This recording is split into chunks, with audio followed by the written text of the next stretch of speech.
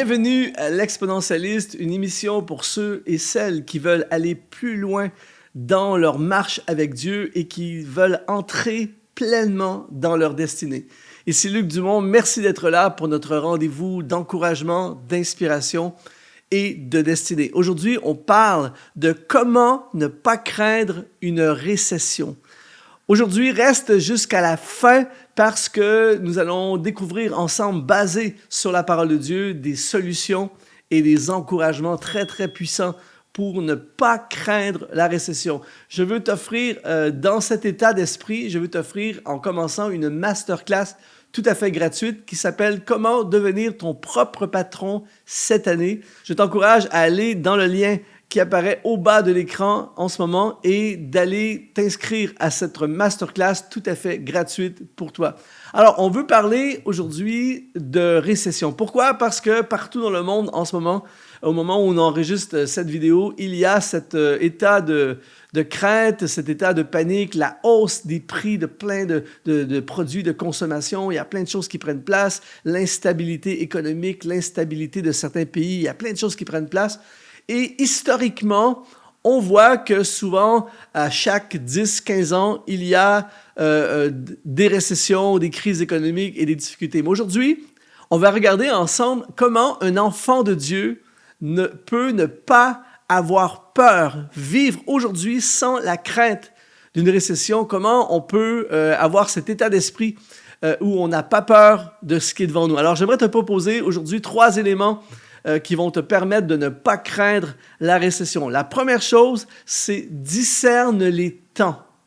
L'une des choses que je suis constamment épaté de voir, c'est de comprendre et de réaliser à quel point il y a plein de gens qui ne réalisent pas, qui ne discernent pas ce qui se passe dans le monde autour d'eux.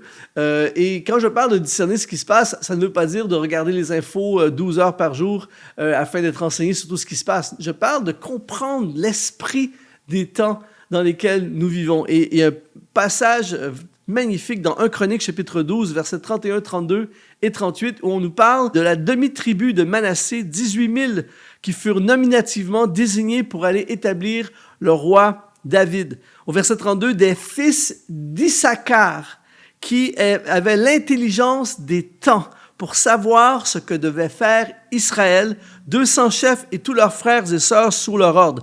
Et au verset 38, il est écrit « Tous ces hommes, gens de guerre, prêts à combattre, arrivèrent à Hébron en sincérité de cœur pour établir David roi sur tout Israël.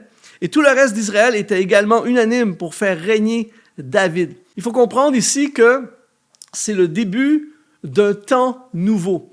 Il y a eu pendant des années le règne du roi Saül, et là, il y a un changement, une transition, un shift qui va prendre place politiquement, socialement, historiquement, où tout à coup, celui que Dieu avait établi déjà auparavant dans son cœur, lorsqu'il avait donné le mandat au prophète Samuel en disant « Cesse de pleurer sur Saül, je l'ai rejeté », va maintenant oindre celui que j'ai choisi pour roi. Et là, il parlait de David. David va être choisi roi alors que Saül est déjà en royauté.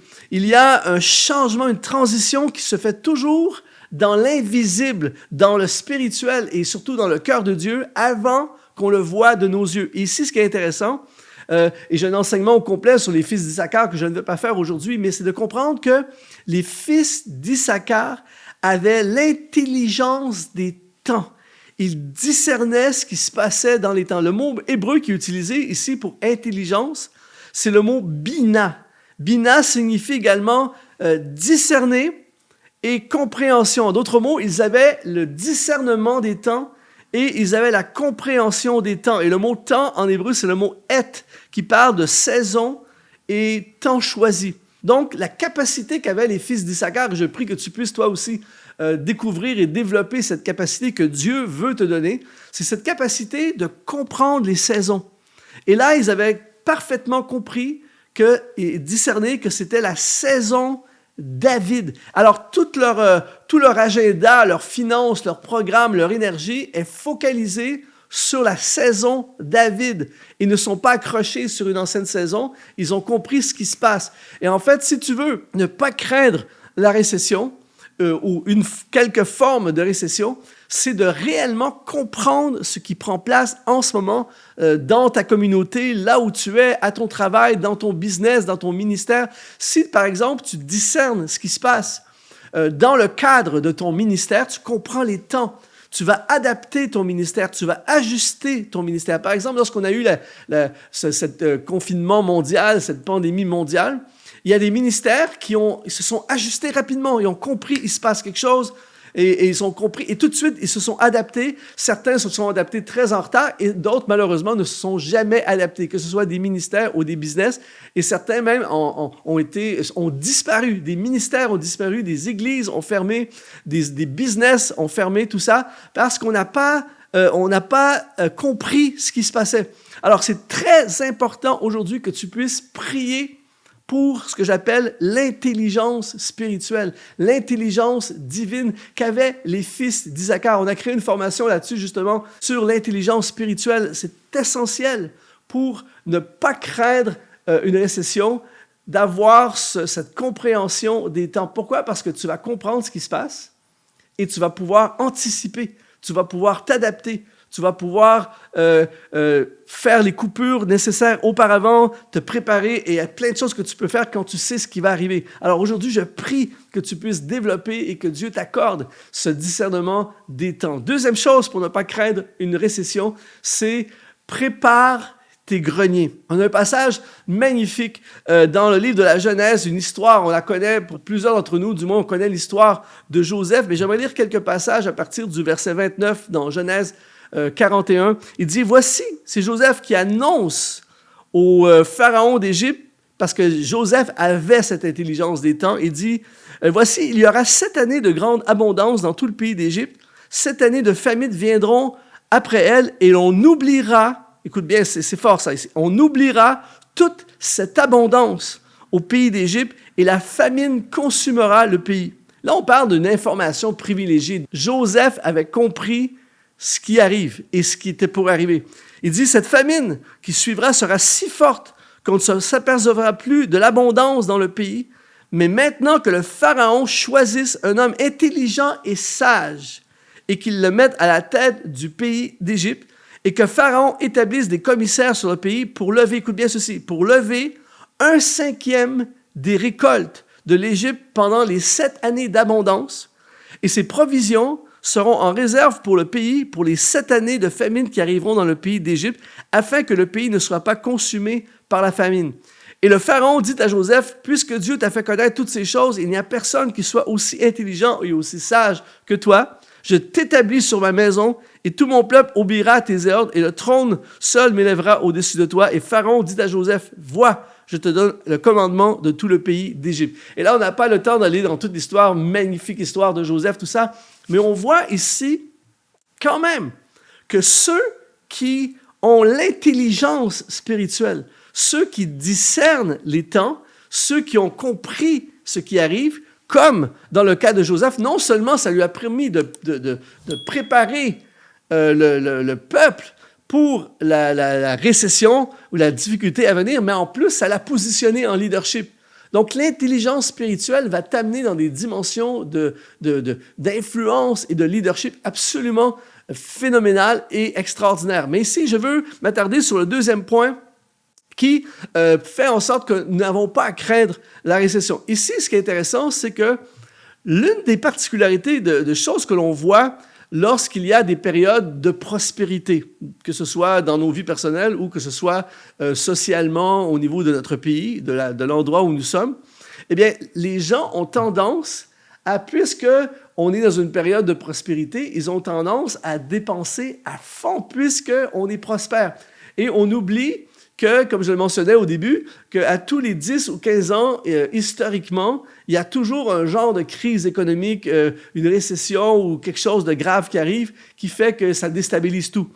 Et donc, les gens en Égypte, pendant ces 7 années de prospérité, ça aurait été facile de juste se laisser aller et dépenser à fond. Mais Joseph va faire quelque chose d'extrêmement intelligent. Il dit au Pharaon, on va mettre 1/5 des récoltes, on va mettre 20%, en d'autres mots, des récoltes de côté, Et lorsque la famine a frappé, parce qu'elle finit toujours par frapper, alors que tout le monde était en train de périr, alors que les gens n'avaient plus rien à manger, tout ça, Joseph avait des greniers remplis de nourriture qu'il avait accumulé pendant 7 ans de prospérité, ce qui lui a permis non seulement de sauver sa famille, de sauver sa nation, de sauver le pays, mais alors que tout le monde est en train de périr, lui a permis à la nation qu'il dirigeait de prospérer parce tout à coup, ils sont devenus les leaders, ils sont devenus les sauveurs en même temps et ils avaient le contrôle du marché. Pourquoi? Parce qu'il n'a pas fait quelque chose de si révolutionnaire que ça.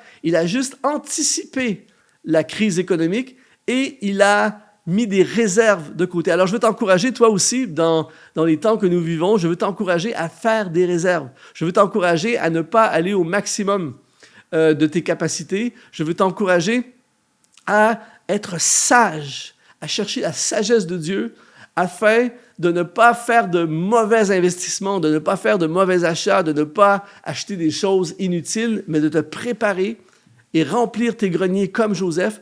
Et lorsque la famine arrivera, ben, tu ne seras pas pris au dépourvu, tu seras préparé. Et si tu fais ces choses, je peux t'assurer que tu ne vivras pas la récession de la même façon que les autres. Et aussi, tu vas être l'avant-récession, tu ne seras pas dans un état de panique parce que tu seras dans un état de préparation. Donc ça, c'est la deuxième chose. La troisième chose, c'est fais confiance à Dieu. Il y a dans l'Ancien Testament une histoire très touchante, c'est l'histoire de la veuve de Sarepta que l'on voit dans 1 Roi chapitre 17, qu'on n'a pas le temps aujourd'hui d'aller dans les détails, mais il faut comprendre que l'histoire de la veuve de Sarepta est une histoire tellement puissante sur la fidélité de Dieu. On voit qu'il va y avoir une famine épouvantable qui va priver la nation d'eau potable, de nourriture. C'est une catastrophe qui avait été annoncée par le prophète Élie, mais on voit dans cette histoire comment la confiance en Dieu, dans un temps de sécheresse épouvantable, a sauvé une femme et a sauvé le prophète. J'aimerais juste lire 1 Roi, chapitre 17, verset 7. « Mais au bout d'un certain temps, le torrent fut à sec, car il n'était point tombé de pluie dans le pays. Alors la parole de l'Éternel lui fut adressée en ces mots. » On parle à Élie en ce moment. « Lève-toi, va à Sarepta, qui appartient à Sidon, et demeure là. Voici, j'y ai ordonné à une femme veuve de te nourrir. » Dieu va dire à Élie, ne t'inquiète pas, la situation est terrible, mais ne t'inquiète pas, j'ai prévu ta provision. Alors, Élie va partir vers cette femme basée sur une confiance totale à Dieu, que Dieu a prévu sa provision. Mais ce que Élie va découvrir, c'est qu'il va aller chez une femme qui n'a absolument plus rien. Elle aussi est dans un état grave. Mais il va ordonner à cette femme de préparer un repas pour le prophète, de préparer le bois et un repas pour le prophète. Et elle aussi, elle va choisir de faire confiance à Dieu. Le prophète va chez cette femme, il choisit de faire confiance à Dieu pour sa provision. Elle, avec presque plus rien, elle choisit de faire confiance à Dieu et va nourrir le prophète. Et à la fin de l'histoire, je t'encourage à lire ces textes, eh bien, le prophète va être sauvé de la famine et la femme veuve va être sauvée, elle aussi, de la famine. La Bible dit qu'il ne manquera absolument rien dans sa maison. Alors, je veux t'encourager aujourd'hui à ne pas regarder la récession potentielle à venir à la lumière de tes capacités, à la lumière de tes propres capacités. Tu fais ce qui est possible, mais ultimement, fais confiance à Dieu. Et je peux t'assurer d'une chose, si tu fais confiance à Dieu, Dieu ne te décevra jamais. Si tu as été encouragé et inspiré par cette vidéo, je veux vraiment t'inciter à te connecter à cette masterclass gratuite, comment devenir ton propre patron cette année. Dans ce contexte de récession, je pense que c'est vraiment une masterclass que tu dois regarder. Elle est disponible dans le lien qui apparaît au bas de ton écran. Ici Luc Dumont, sois exponentialisé.